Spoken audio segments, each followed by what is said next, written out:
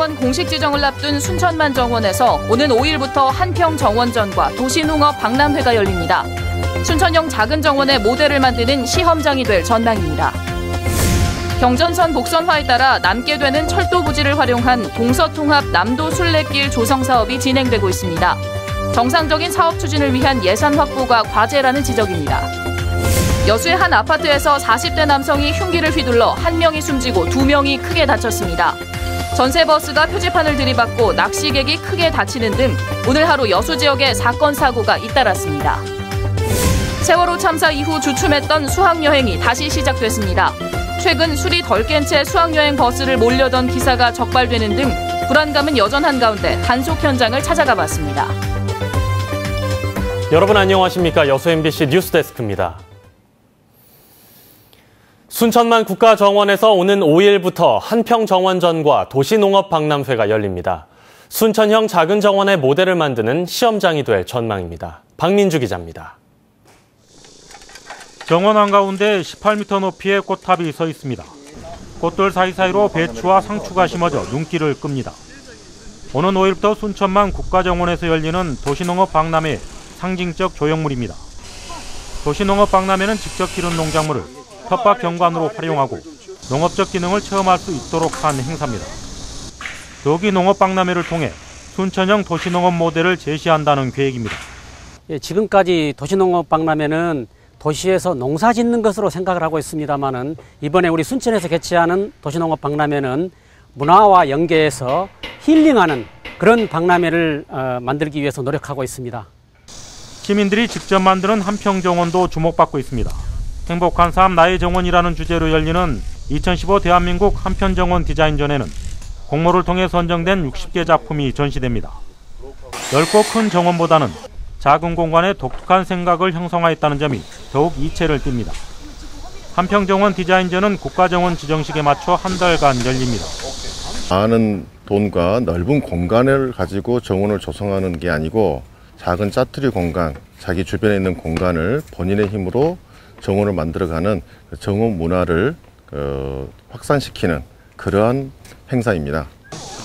국가정원에서 열리는 한평정원전과 도시농업 박람회는 실생활과 접목 가능한 생활 속 정원 문화 확산의 한 계기가 될 전망입니다.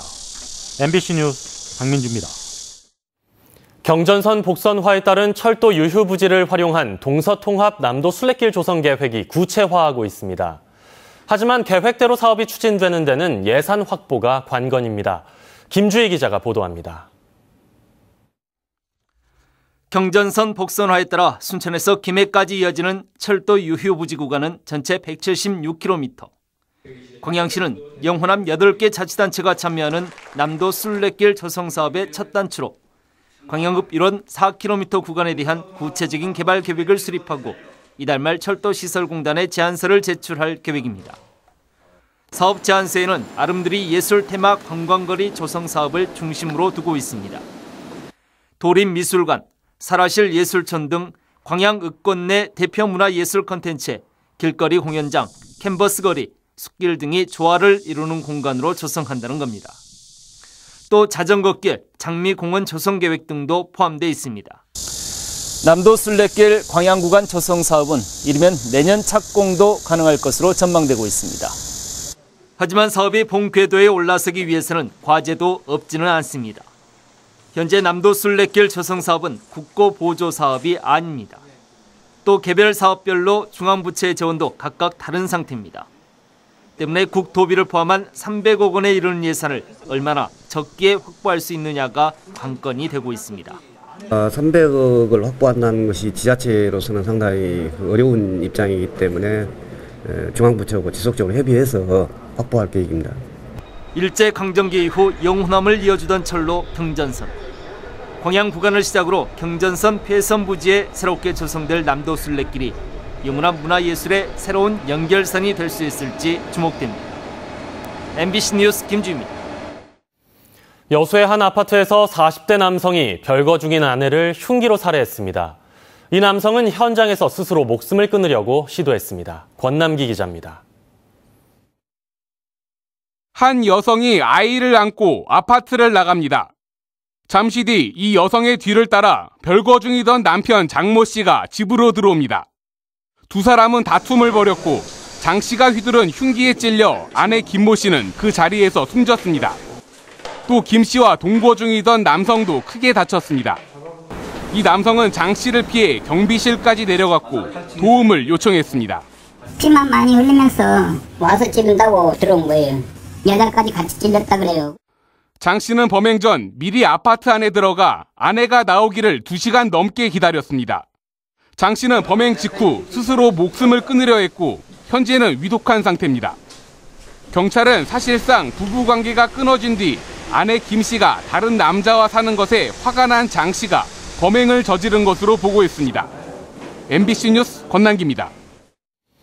국내 최대 복합문화시설인 국립아시아문화전당이 준비한 지 10년 만에 내일 공개됩니다.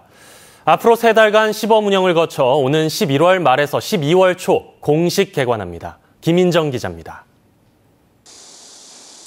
국립아시아문화전당을 에워싸고 있던 울타리가 허물어집니다.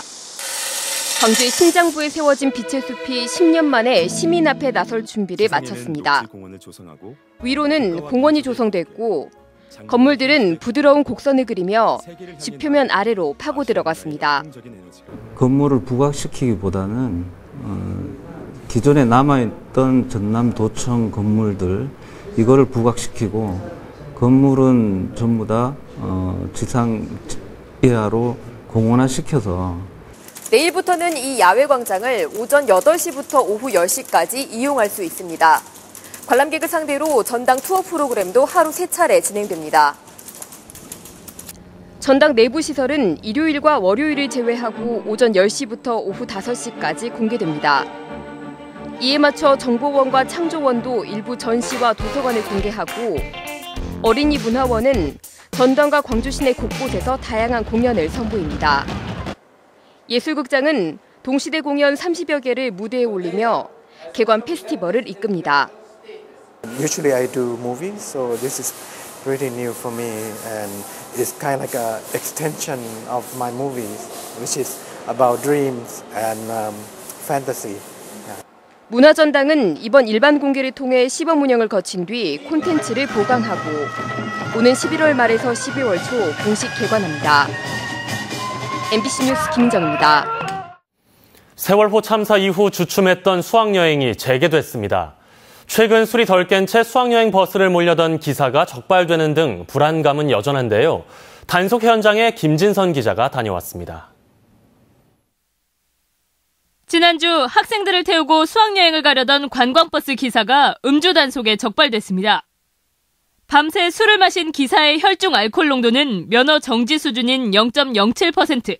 기사는 출발 직전 교체됐습니다. 앞서 경주와 대전 등에서도 술이 덜 깬 상태에서 수학여행 버스를 몰려던 기사들이 잇따라 적발됐습니다. 수학여행 떠나는 날, 한껏 꾸민 차림으로 운동장에 모여드는 학생들.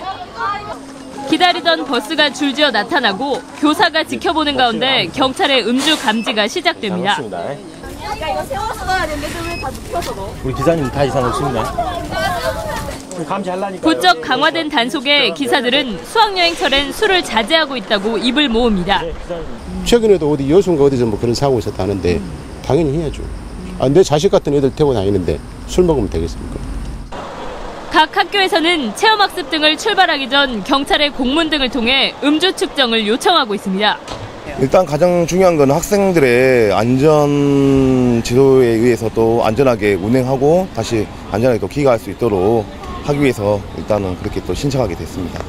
학생들이 인원들이 많이 타고 하니까 이제 안전운전 지키고 하고 만약에 사고가 나면 대형 사고로 날 우려가 많으니까 그것 때문에. 최근 5년 동안 전남과 광주에서 음주운전을 하다 적발된 버스기사는 157명. 경찰은 체험학습을 떠나는 모든 버스를 상대로 숙취 여부를 확인할 방침입니다. MBC 뉴스 김진선입니다. 포스코 광양제철소가 오는 2017년까지 자동차용 고급 아연 도금 강판 라인을 증설합니다. 포스코 광양제철소는 가볍고 강한 차량용 철강 소재에 대한 수요 증가에 대응하기 위해 2,554억 원을 투입해 오는 2017년 6월까지 연산 50만 톤 규모의 자동차용 고급 아연 도금 강판 라인을 증설하기로 하고 오늘 착공식을 가졌습니다. 포스코 광양제철소는 이 라인이 증설되면 연간 생산량이 15% 늘고 연매출도 4,500억 원을 넘어 포스코 주력 제품 생산에 광양 집중을 촉진할 수 있을 것으로 기대하고 있습니다.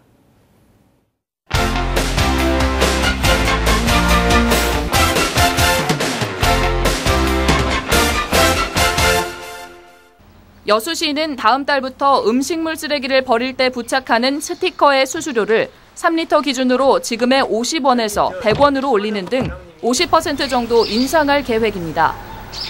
여수시는 순천과 광양 등 인근 지자체의 리터당 평균 단가는 34원인데 비해 여수시의 수수료는 16원으로 절반에도 못 미치는 실정이어서 형평성 등을 고려해 불가피하게 인상을 결정했다고 밝혔습니다.